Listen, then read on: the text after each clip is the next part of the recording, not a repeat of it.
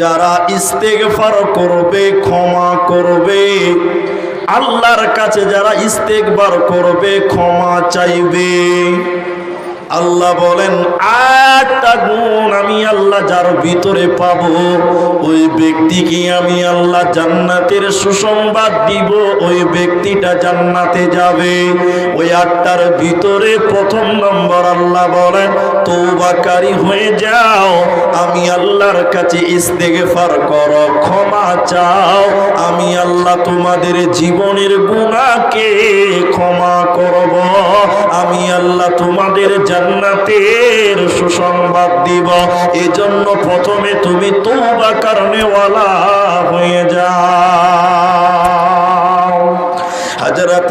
হযরতে আবু মুসা আল আশআরী রাদিয়াল্লাহু তাআলা আনহু বলেন, বিশ্বনবী বলেছেন যখন রাত্রি আরম্ভ হয়, যখন সূর্য উদিত হয়, যখন দিন শুরু হয়, আল্লাহ তার অপর হাত এই রকম করে দিনের বেলায় বাড়িয়ে দেয়।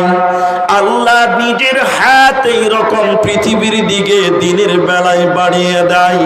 বাড়িয়ে দিয়ে আল্লাহ দিনের বেলায় বলতে থাকে, ও রাতের পাপীরে, যারা রাতের বেলায় গুনাহ করেছ, রাতের বেলায় পাপ করেছ, জিনা করেছ, ব্যভিচার করেছ, আমি আল্লাহ তোমাদের দিকে দিনের বেলায় হাত বাড়িয়েছি বান্দা, তোমরা আমি আল্লাহর কাছে ক্ষমা চাও, তোমরা আমি আল্লাহর কাছে ইস্তেগফার করো, আমি আল্লাহ তোমাদের দিকে হাত বাড়িয়েছি বান্দা, আমি তোমাদের রাতের পাপকে দিনের বেলায় ক্ষমা করে দিব, তোমাদের গুনাহ থাকবে না।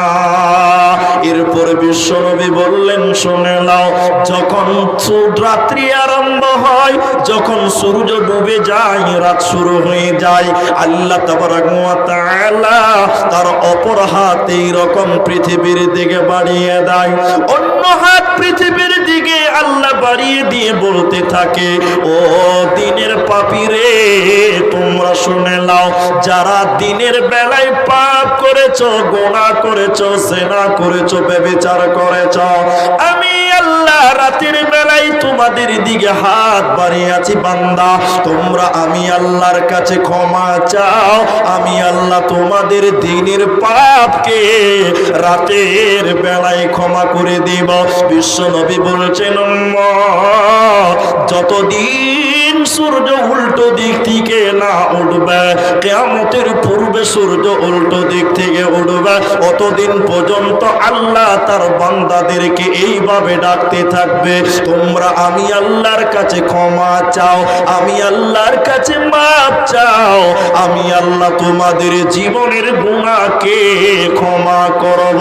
শুধু তাই নয়, জীবনের গুনাহকে ক্ষমা করে আমি আল্লাহ তোমাদের জান্নাতের সুসংবাদ দিব। এজন্য আল্লাহ তাবারক ওয়া তাআলা বলে, আত্তাইবুন, তোমরা তওবাকারী হয়ে যাও, আমি আল্লাহর কাছে ক্ষমা চাও, আমি তোমাদের জীবনের গুনাহকে ক্ষমা করে জান্নাতের সুসংবাদ দিব।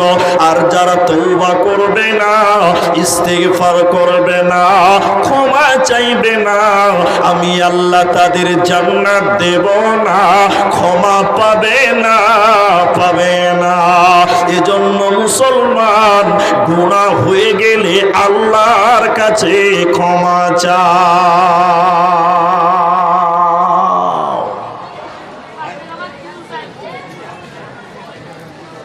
আল্লাহর নবীর কাছে দুই গ্রুপের কিছু লোক এসেছেন।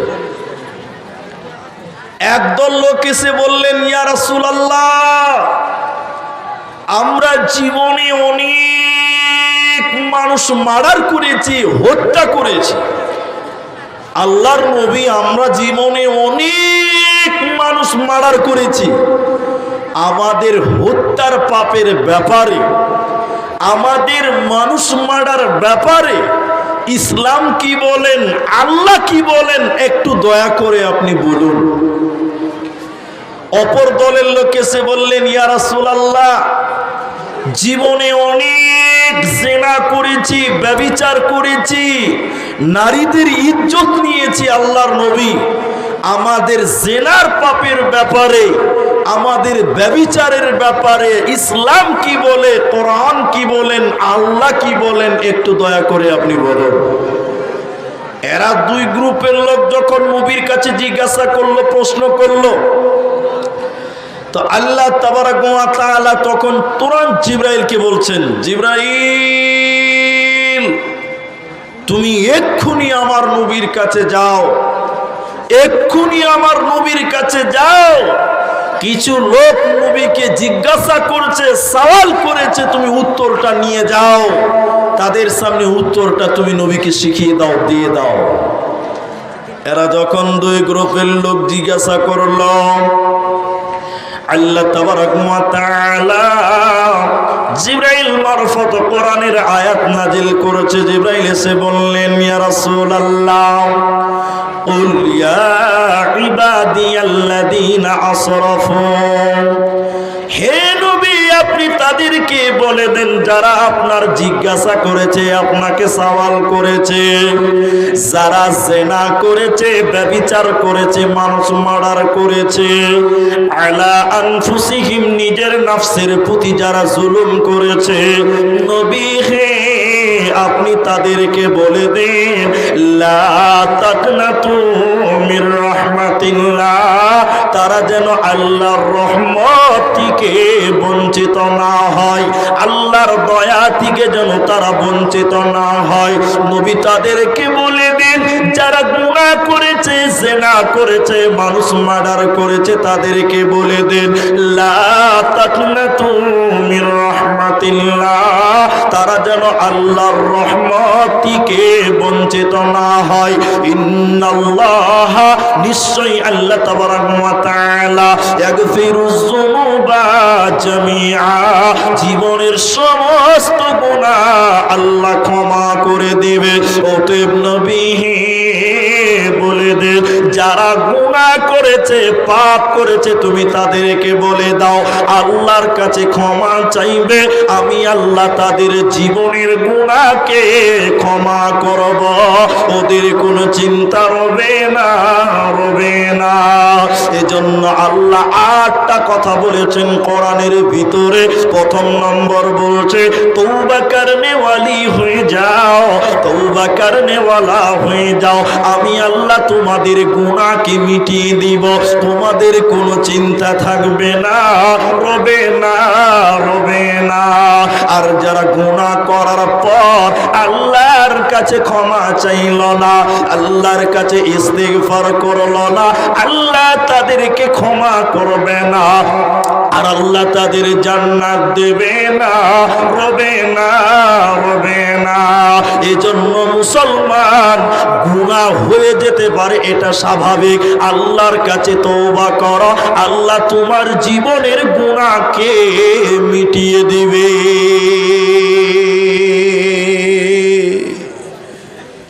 বাংলাদেশের একটা বাংলা কিতাব আছে, লেখকের নাম হলো জসিমউদ্দিন রহমানী, আর কিতাবটার নাম হলো তাওহীদের মূল শিক্ষা, বাংলাতে পাবেন। ওই কিতাবের এক জায়গাতে একটা বিষয় লিখেছেন, বিষয় তুলে ধরেছেন, বিষয়টার নাম হলো পীরের কাছে মুরিদ হওয়া ফরজ। আপনারা মুসলমান, এদিকে দেখেন, কিছু তো বুঝেন, অল্প হলেও তো ধর্ম বুঝেন। কোনো কিছুকে ফরজ বলতে গেলে তার পেছনে যথাযোগ্য দলিল লাগবে। আপনারা একটু বলুন, দলিল লাগবে কি লাগবে না? দলিল ছাড়া কোনো কিছুকে ফরজ বলা যাবে? যাবে না। তো বলছে যে পীরের কাছে মুরিদ হওয়া ফরজ। বলছে কেন ফরজ? এবার বলছে, এবার দেখেন আপনি কি ভাবছেন যে ও যে ফরজ বলছে ওর কাছে দলিল নাই?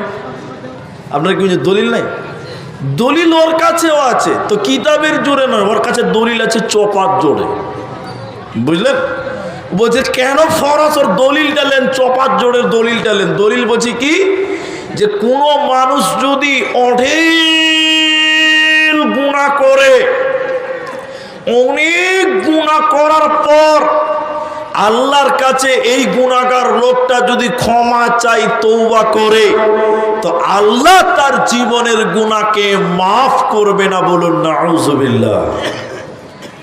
তাহলে কি করে মাফ হবে? তো তখন তিনি লিখছেন যে পীরের কাছে মুরিদ হওয়া ফরজ। কি করে ক্ষমা হবে বলে শোনো, এই গুনাহগার লোকটা একটা যোগ্য পীরের কাছে যে মুরিদ হবেন, এই মুরিদ তার গুনার কথা তার পীর সাহেবের কাছে যে কাকুতি বিনীত করিয়া বলিবেন, পীর তাহার আল্লাহর কাছে কাকুতি বিনীত করিয়া বলিবেন, তো আল্লাহ তাকে ক্ষমা করবেন, নচেত আল্লাহ তাকে ক্ষমা করবে না। বলুন নাউযুবিল্লাহ। আল্লাহর কোরআন বলছে তুবু ইলাল্লাহ তাওবাতান নাসুহা, খালিস নিয়তে তোমরা আল্লাহর কাছে তওবা করো, আমি আল্লাহ তোমাদের জীবনের যাবতীয় গুনাহকে ক্ষমা করব। চলুন হাদিস আর একটা শোনাই আপনাকে। হাদিসটি হাদিসে কুদসি, হাদিসের রাবি হযরতে আনাস রাদিয়াল্লাহু তাআলা আনহু। বিশ্ব নবী বলেছেন, কোন মানুষ যখন অঢেল গুনাহ করে, আল্লাহ গফফার, তিনি ক্ষমা করনে ওয়ালা, এই নিয়তে যখন আল্লাহর কাছে ক্ষমা চায়, ও দয়াল মাবুদ রে, আমার জীবনে গুনাহ হয়ে গেছে, আল্লাহ আপনি আমার জীবনের গুনাহকে ক্ষমা করে দেন।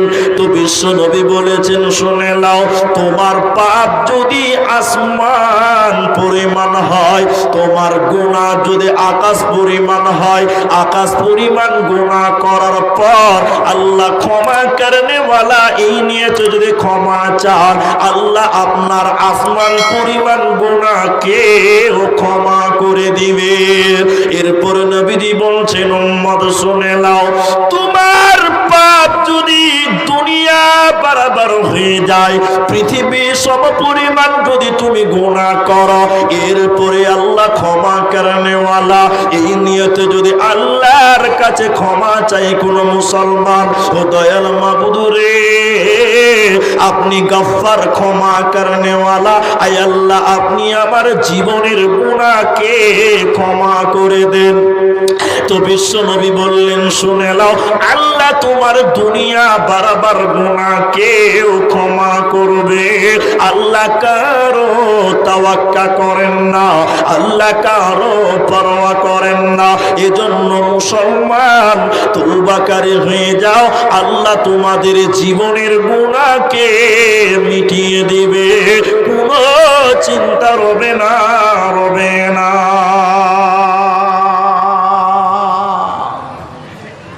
কিন্তু ওরা বলছে না, ক্ষমা হবে না, পীরের কাছে মুরিদ হতে হবে, তারপর ক্ষমা হবে, নচেত হবে না। আরেকটা কথা আপনাকে বুঝাই, এদিকে দেখেন, আমার দিকে তাকান। একজন যুক্তি দিয়ে বলছেন যে আল্লাহ মানুষকে গুনহার কারণে জাহান্নাম দিবে না।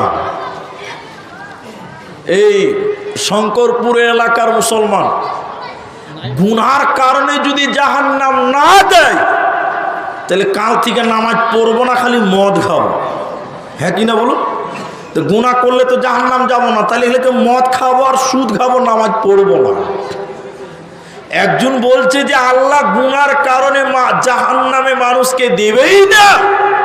তো দেবে কেন? তিনি কোরআনের একটা আয়াত তুলেছে, 3টা আয়াত, বিজ্ঞ লোক 3টা আয়াত তুলেছেন সূরা আরাফ থেকে। তার আগে একটা যুক্তি দিয়েছে, কেন আল্লাহ মানুষকে গুনার কারণে জাহান্নাম দেবে না, তো দিবে কেন? এবার তিনি বলছেন, দেখো, আপনারা একটু বুঝার চেষ্টা করলে বুঝাতে পারবো। মনে করলেন এর ভিতরে কাউরি নাম আছে সেলিম। কি নাম? সেলিম। তো সেলিমকে ফেরেশতা ধরেছে কিয়ামতের দিন জাহান্নাম যাওয়ার জন্য। চ জাহান্নাম যাবি, চল চ জাহান্নাম যাবে। তো সেলিম বলছে, হ্যাঁ তোর কথায় জাহান্নাম যাবো, তোকে মজা লাগছে নাকি? যাবো না। আর ফেরেশতা বলছে, আল্লাহ তোমার এই সেলিম জাহান্নাম যাবে না বলছে যে। তখন আল্লাহ বলছেন, আমরা সবাই সেলিম মনে করেন। কথা কি বুঝতে পারছেন আপনারা? আল্লাহ আপনাকে আমাকে জিজ্ঞাসা করবে, চ চ জাহান্নাম চল। তখন আমরা সবাই একটা কথা বলবো, আল্লাহ কেনে যাব? বলবো কি বলবে না? এরা কথা বলে না, বলবে কি বলবে না? বলবে আল্লাহ কেনে যাব। তো তখন যদি আল্লাহ বলে দেয় যে তোরা গুনাহ করেছিস তাই জাহান্নাম যা, তখন আপনি আমি কি করব? নবী বলেছেন কুল্লু বানি আদম খাত্তাউন, বানি আদমের ছেলে মেয়েরা গুনাহ করবে। আল্লাহ নবী বলেছেন মানুষেরা গুনাহ করবে। আল্লাহ তুমি গুনার কারণে জাহান্নাম দিবে, তো নবী তো বলেই দিয়েছে আমরা গুনাহ করব। তাহলে আমি গুনাহ করেছি মানে নবীর কথা ঠিক কাজ করে দিয়েছি আমি। হ্যাঁ, আল্লাহ তোমার নবী বলেছে আমরা গুনাহ করব, তো গুনাহ করেছি মানে ঠিক কাজ করেছি।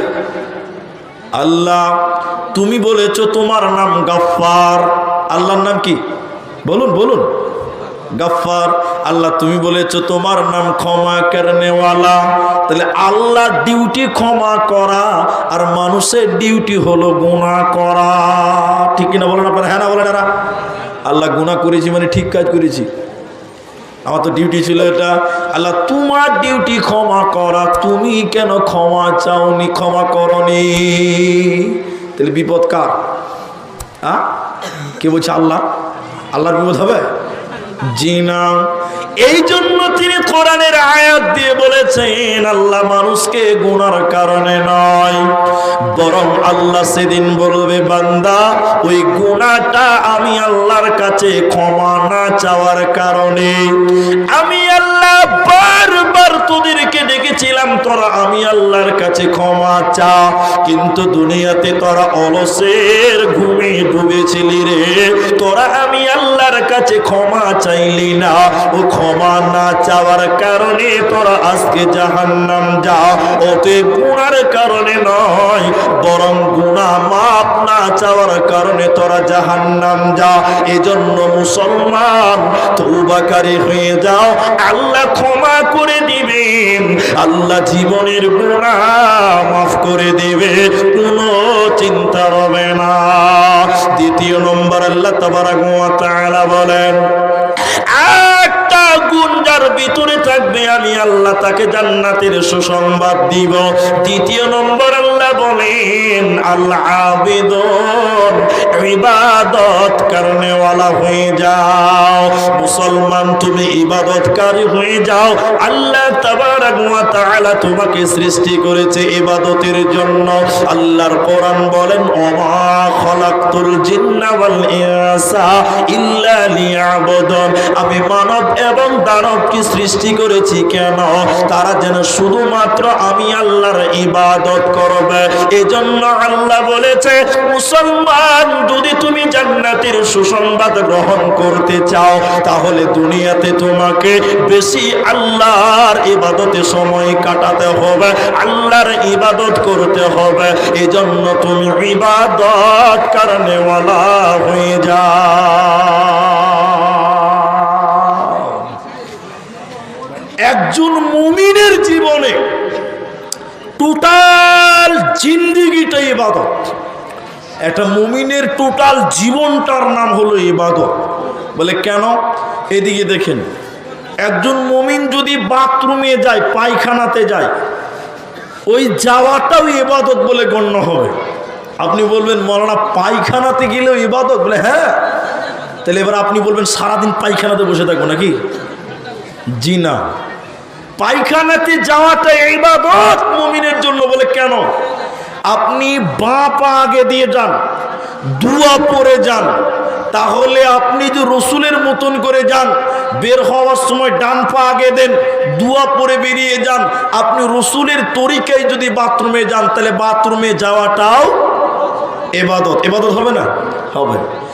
আপনি ঘুমাচ্ছেন, আপনার ঘুমটাও ইবাদত। আপনি ঘুমাবেন, আপনার ঘুমটাও ইবাদত। বলে কেন? দোয়া পরে ঘুমান, জিকির করে ঘুমান, রসুল যে দোয়াগুলো বলতেন, যে সূরাগুলো পড়তেন ঘুমান, ডান কাতে ঘুমান। আপনি ঘুমাবেন, ফেরেশতারা আপনার আমলনামায় নেকি লিখবে। বলুন সুবহানাল্লাহ। তাহলে আপনি ঘুমাবেন, আপনার ঘুমটাও ইবাদত। অতএব তুমি ইবাদত করনেওয়ালা হয়ে যাও। মুমিন রাস্তা দিয়ে হাঁটবে, সেইটাও ইবাদত। মুমিন ঘড়ি পরবে, সেটাও ইবাদত। টোটাল জিন্দেগিটাই তার হতে হবে ইবাদত। এজন্য আল্লাহ তাবারক ওয়া তাআলা বলেছেন তোমরা ইবাদত করনেওয়ালা হয়ে যাও। মায়েদের একটা ইবাদতের কথা বলে আমি 3 নাম্বারটা বলি। আল্লাহর নবী বললেন আল মারআতু ইদা সাল্লাত খামসাহা, মেয়েরা ইবাদত করনে ওয়ালি কারা হবে? কান করে শুনলেন। এই মেয়েদের হাদিসটা বললে 2টি আপনাদের জন্য কাজে লেগে যাবে। আল্লাহর নবী বলছেন যে মেয়েটা 5 ওয়াক্তের নামাজ কায়েম করবে, যে মেয়েটা 5 ওয়াক্তের সালাত আদায় করবে, ওই মেয়েটা ইবাদত করনে ওয়ালি হবে। এই নামাজটা শুধু মেয়েদের জন্য নয়, বরং ছেলেদের জন্য সমানভাবে প্রযোজ্য।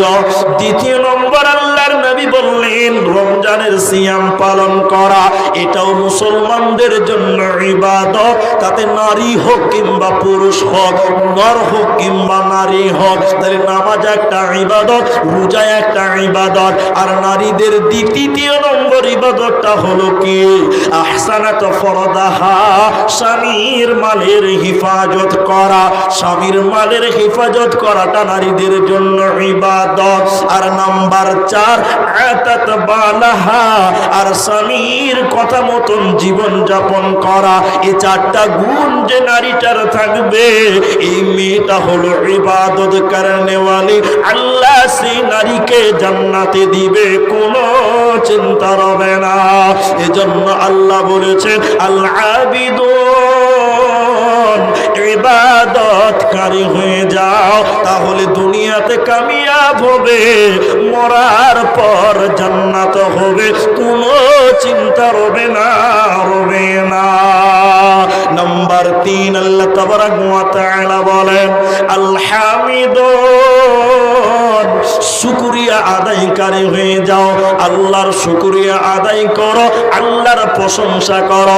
মুসলমান না শুকরি করবে না, করবে না। কিন্তু আমাদের সমাজে অনেক মুসলমান আল্লাহর জমিনে বাস করে, আল্লাহর শুকরিয়া আদায় করে না। আছে না? এদিকে দেখেন, আপনারা দেখেন, একজনকে সালাম দিচ্ছি একবারে, আসসালামু আলাইকুম চাচা, কেমন আছেন? আছি মোটামুটি। এই মোটামুটি আপনাদের দিকে নাই? হ্যাঁ, এরকম হাত মিলেছে, আসসালামু আলাইকুম কেমন আছেন? আছি মোটামুটি, অসার। কিন্তু মুমিন, তুমি যে অবস্থায় থাকো না কেন, তোমার মুখ দিয়ে বের হবে আলহামদুলিল্লাহ। এরা কথা বলেন আলহামদুলিল্লাহ। যে অবস্থায় থাকো না কেন, তোমাকে আল্লাহর শুকরিয়া আদায় করতে হবে, কারণ তুমি আল্লাহর দুনিয়াতে রয়েছো। এটাই তো আল্লাহর কাছ থেকে অনেক পাওয়া। অনেক মানুষ আছে দেখবেন, অনেক মানুষ দুনিয়াতে আছে, তারা একটু গরিব, আল্লাহ গরিব বানিয়ে হয়তো পরীক্ষা করেছে, অর্থের দিক দিয়ে আল্লাহ পরীক্ষা করছেন, কিন্তু বুঝবে না। বড় লোক দেখলে আল্লাহকে গালি দেয়, আল্লাহর উপরে নারাজ হয়, হয় না? একটা উর্দুতে পড়েছিলাম, একটা লোক রাস্তা দিয়ে হাঁটছে, তার পায়ে খুব গরম লাগছে, জুতা নাই, স্যান্ডেল নাই। লোকটা আফসোস করে করে কাঁদতে কাঁদতে বলছেন, আল্লাহ তুমি আমাকে এত গরিব বানিয়েছো, আমার পায়ে একটা স্যান্ডেল তুমি দাওনি। আল্লাহর উপরে দুঃখ প্রকাশ করছে, আল্লাহর উপরে অভিযোগ করছে। লোকটা এই বলে হাঁটতে হাঁটতে আগিয়ে যাচ্ছে। সামনে যেয়ে দেখছেন একটা লোক, আল্লাহ তাকে 2টি পা দেয়নি, গড়াগড়ি করতে রোডের গড়াগড়ি দিয়ে দিয়ে আগাচ্ছে। লোকটা সঙ্গে সঙ্গে রোডেই আল্লাহকে সাজদা দিয়ে বলছেন, আল্লাহ তুমি আমাকে 2টি পা দাওনি, তাতে কি হয়েছে? আল্লাহ তুমি আমাকে 2টি স্যান্ডেল দাওনি, তাতে কি হয়েছে? ওই লোককে তো আল্লাহ তুমি 2টি পাই দাও নাই। অতএব আল্লাহ আমাদের 2টি পা দিয়েছে, এই জন্য বলুন আলহামদুলিল্লাহ। বলুন আলহামদুলিল্লাহ। আল্লাহ আপনাকে মানুষ বানিয়েছে। যেই লোকের চোখ নাই, দুনিয়াতে তার কোনো মূল্য নেই। আল্লাহ আপনাকে চোখ দিয়েছে, এই জন্য শুকরিয়া আদায় করব কার? সবাই বলুন কার? আল্লাহর শুকরিয়া আদায় করব। এই জন্য আল্লাহ বলছেন যে জান্নাতি হবে আল হামিদুন, সে ব্যক্তি প্রশংসা করবে আমার। প্রশংসা করব কার? সবাই বলুন আল্লাহর প্রশংসা। একটা লোক স্টেশনে ভিক্ষা করছে, বুঝলেন? আপনাদের স্টেশন নাই? কোন স্টেশন আছে? বহরমপুর খাগড়া স্টেশনে অনেক লোক ভিক্ষা করছে। ভিক্ষা করতে করতে রাত্রে অচল রেল লাইন, যাতে ট্রেন চলে না, অনেক অচল লাইন আছে না, ওই অচল রেল লাইনে লোহাতে মাথা দিয়ে দিয়ে কাঁদছে একটা ফকির, আর আল্লাহর বিরুদ্ধে কথা বলছে। বলছে, আল্লাহ আমি কি এমন খারাপ কাজ করেছিলাম, তুমি আমাকে একটা তিরপলের ঘর দাওনি? আর ওই বহরমপুরের 10 তালাতে যারা শুয়ে আছে 7 তালাতে, ওরা তোমার কি ভালো কাজ করেছিল, তুমি তাদের এসি রুমে রেখেছো, আজকে তারা এসি রুমে 10 তালাতে শুয়ে আছে, আর তুমি আমাকে একটা তিরপলের ঘরও দাওনি। আল্লাহ তোমার ইনসাফ ঠিক নাই, তুমি বেইনসাফি। বলুন নাউজুবিল্লাহ। লোকটা কাঁদতে কাঁদতে অচল রেল লাইনে মাথা রেখে ঘুমিয়ে গেছে। রাত 1:30 বেজেছে, এমন ভূমিকম্প শুরু হয়েছে। ফকির তাড়াতাড়ি উঠে বলছে, সর্বনাশ, অচল লাইনে ট্রেন চলে নেকরে বাবা। উঠে দেখছি কোনো ট্রেন ঢুকেনি, এমন ভূমিকম্প হচ্ছে। ভূমিকম্পর কারণে 10 তালা 7 তালা বিল্ডিং গুলো ভুজভুজ করে মাটির তলে ঢুকছে। যারা 10 তালায় ছিল 7 তালায় ছিল, ওদের লাশ পর্যন্ত পাওয়া যেছে না, মাটির তলে তারা ঢুকে গেল। ফকির তখন সঙ্গে সঙ্গে রেল লাইনে আল্লাহকে সাজদা দিয়ে বলছেন, আল্লাহ তুমি আমাকে রেল লাইনে রেখেছো, তোমার হাজার শুকরিয়া। আজকে যদি আমি 5 তালায় থাকতাম, বিনা জানাজা গোসলে দাফন হয়ে যেত, আমার লাশও কেউ পেত না। অতএব মুসলমান, তুমি 5 তালায় থাকো চাই 5 তলায় থাকো, তুমি 5 তালায় থাকো চাই গাছ তলায় থাকো, যেখানেই থাকো না কেন সর্ব অবস্থায় তুমি প্রশংসা করো। সকলে মহাব্বতের সঙ্গে বলেন আলহামদুলিল্লাহ। তাই আল্লাহ তাবারাক ওয়া তাআলা কোরআনের ভিতরে বলেন, জান্নাতের সুসংবাদ পাবে কে? আল হামিদুন, যে ব্যক্তি আল্লাহর প্রশংসা করবে। কোরআনে সবশেষে যে সূরাটি নাজিল হয়েছে, ইদা জাআ নাসরুল্লাহি ওয়াল ফাত, এই সূরাতে একটি ঘটনা লুকা আছে। আল্লাহ তাবারাক ওয়া তাআলা বলছেন, ও নবী মুহাম্মদ, যখন আমার সাহায্য তোমার কাছে আসবে, যখন আমার সাহায্য তোমার কাছে আসবে, তখন মক্কা ফাতাহ হবে, মক্কা বিজয় হবে। আল্লাহর সাহায্য ছিল বলে মক্কা বিজয় হয়ে গেল। এরপরে আল্লাহ বলেন, অরাআইতান নাসা, তুমি মানুষদেরকে দেখতে পাবে, ইয়াদখুলুনা, তখন তুমি মানুষদেরকে দেখতে পাবে ও নবী মুহাম্মদ, ইয়াদখুলুনা, মানুষেরা দাখিল হতেছে, ফি দীনিল্লাহি আফওয়াজা, মানুষেরা দলে দলে ইসলামে দাখিল হতেছে। যেদিন মক্কা বিজয় হয়ে যায়, মক্কার চতুর্দিক দিকে লোকেরা দৌড়ে দৌড়ে এসে ইসলাম কবুল করেছিল। কেউ আযান দিতে দিতে আসছিল, কেউ তাকবীর দিতে দিতে মক্কায় এসে রাসূলের হাতে কালেমা পড়ে ঈমান আনছিল। তখন কিছু সাহাবীরা বলতে লাগলো, আমরা কামিয়াব, আমরা কামিয়াব, আমরা সফল হলাম, আমরা বিজয় হয়ে গেছি, আমরা সাকসেস হয়ে গেছি, আমরা কামিয়াব হয়ে গেলাম। তারা তখন বলতে লাগলো, আমরা বিজয় মিছিল করব, আনন্দ করব। আল্লাহ তাবারাক ওয়া তাআলা তাদের ব্যাপারে বলছে, ও নবী মুহাম্মদ, তুমি তাদেরকে বলে দাও, খুশির দিনে যেন তারা আনন্দ মিছিল না করে, বরং তারা যেন করে ফাসাব্বিহ বিহামদি, তারা যেন তার রবের প্রশংসা করে, তারা যেন তার রবের তাসবিহ করে। ও নবী হে ওয়াস্তাগফিরুহু, এবং তারা যেন আল্লাহর কাছে ইস্তিগফার করে, ওরা যেন ইস্তিগফার করে, আল্লাহর শুকরিয়া আদায় করে। অতএব মুসলমান, সুখে থেকে বলো আলহামদুলিল্লাহ, দুঃখের দিনেও বলো আলহামদুলিল্লাহ। মুসলমান কোনদিন নাশুকরি করতে পারে না, পারে না। এজন্য আল্লাহ 3 নাম্বার বলেছেন, আলহামিদুন,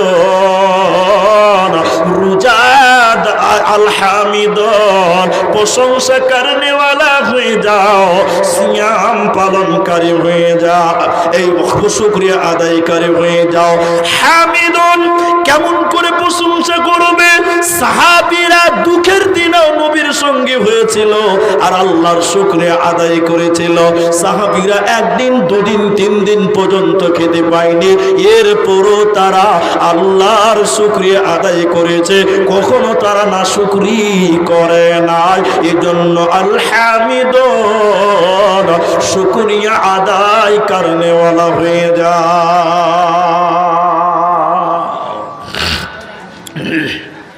নাম্বার 4, আল্লাহ এরপরে বলছেন 8টার ভিতরে 4 নাম্বার বলেন আসাইহুন রোজাদার হয়ে যাও, সিয়াম পালন করনে ওয়ালা হয়ে যাও। এখন আপনাদেরকে বলছি একটু মুখে বলুন। একটা মোবাইল পড়েছিল পেয়ে আমাকে দিতে জমা দিতে, যার আছে সে ঠিক খোঁজ করুন। বলে জি একটা মোবাইল আছে প্রমাণ দিয়ে নিয়ে যাবেন, ওটা রেখে দেন আপনাদের। একটা মোবাইল আছে, যার হারিয়ে গেছে প্রমাণ দিয়ে নিয়ে যাবে। জালসাতে বিভিন্ন রকম লোক থাকে ভাই, তো রোজাদার হয়ে যাও। এখন আপনাদের জিজ্ঞাসা করছি, এই শঙ্করপুরের মুসলমান খুব ভালো, এবার আপনারা বলুন, আমাদের দেশে অনেক মুসলমান রমজান মাসে রোজা রাখে না, এরকম লোক আছে না? হ্যাঁ, কিছু কিছু লোক আছে, আজকেও আছে। আমি দেখলাম, পেশাব করতে গেছিলাম, মাদ্রাসার পেছনে আছে, আমি আজকেও দেখলাম এই মাদ্রাসার পেছনে কিছু কিছু লোক দেখবেন রমজান মাসে দেখবেন যে রোজা রাখে, ওর সামনে এরকম করে চুরুক চুরুক বিড়ি টানে। এরকম বিয়াদব লোক কিছু আছে না? বিড়ি খাবে তো খাবে, যে রোজা রেখেছে ওর দিকে ধোঁয়াটা মারবে, তো রোজাকে উড়িয়ে দিলাম। এরকম কিছু লোক আছে না? এই যে মোবাইলের কাস্টমার চলে এসেছিলেন, আপনার কাস্টমার বাবজি, আপনার কাস্টমারে যে চলে এসছে। কি মোবাইল আপনার? আচ্ছা ঠিক আছে দিয়ে দেন। আপনার নাম কি? আপনার নাম কি? নাইমুল। তো 500 টাকা দিয়ে তারপরে তা মাদ্রাসার কাজে লাগলেন। ও রান্ধুনি করতে করতে বলছে ভালো কাজ করছিল জান। তো অনেক মুসলমান আছে দেখবেন রমজান মাসে রোজা রাখে না, এরকম কিছু লোক আপনার দিকে নাই? এরা কথা বলে না গো, আছে না? বহুত আছে। কিছু কিছু লোক দেখতে পাচ্ছি রমজান মাসে মসজিদের বাথরুমে বসে বসে চুরুক চুরুক বিড়ি টানে, এরকম লোক নাই? বহুত আছে। নাউজুবিল্লাহ, আস্তাগফিরুল্লাহ। আমি একটা কথা আপনাকে বলি, আপনি রাগ করতে পারেন। আমাদের দেশে কিছু কিছু বদমাস লোক আছে, কেমন জানেন? যখন রমজান মাস শুরু হয়, এই যখন আমাদের সামনে রমজান মাস আসছে না, যখন রমজান মাস শুরু হয় আমাদের দেশে ভাই নতুন নতুন রোগের নাম শুনতে পাওয়া যায়। এরকম কিছু লোক আছে না? রোজা রাখবে না, বলছে মুনি সাহেব ওই রোজা কেন রাখো না? বলে মুনি সাহেব খুব গ্যাস, ওই লিগে রোজা রাখি না। ও গ্যাস বলছে, সকাল সকাল বিড়ি টানছে, কোনো হুঁশ জ্ঞান নাই। হ্যাঁ কিনা বলুন আপনার? রোজা না রাখলে কি শাস্তি হয়?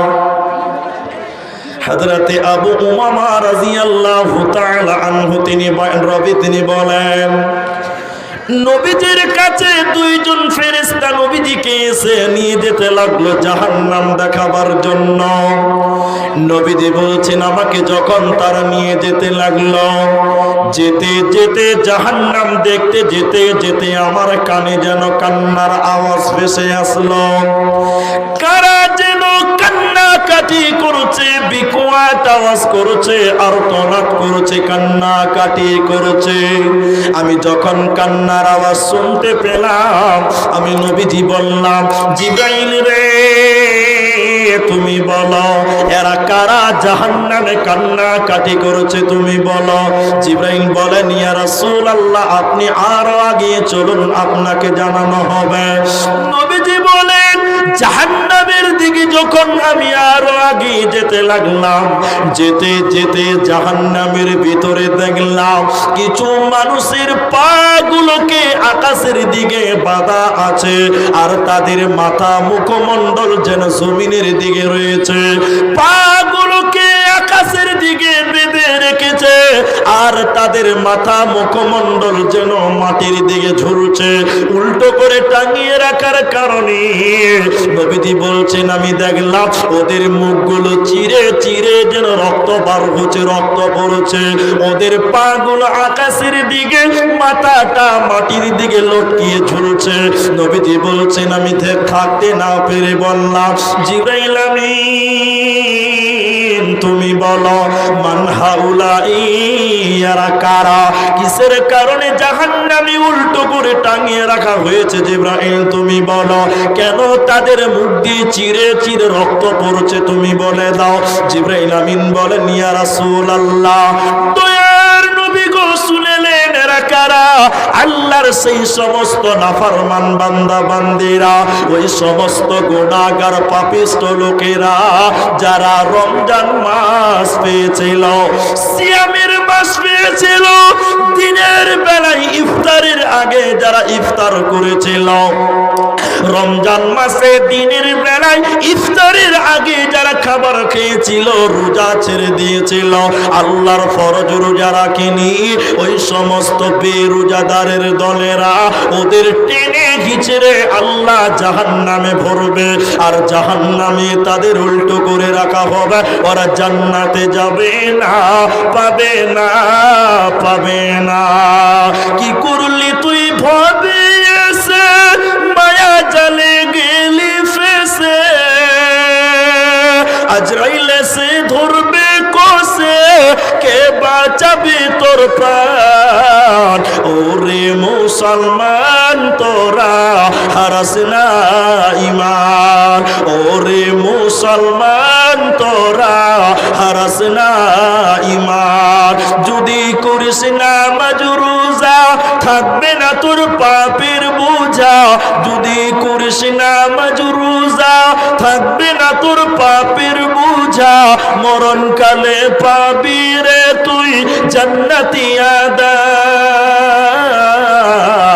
ওরে মুসলমান তোরা হারাস না ঈমান, ওরে মুসলমান তোরা হারাস না ঈমান। অতএব 4 নম্বরে মুসলমান রোজাদার হয়ে যাও। মুসলমান কোনদিন বেরোজাদার হতে পারে না। আল্লাহর জান্নাতীরা বেরোজাদার হবে না, হবে না। তাই আল্লাহ 4 নম্বর বলেন আসাইহুন, রোজাদার হয়ে যা।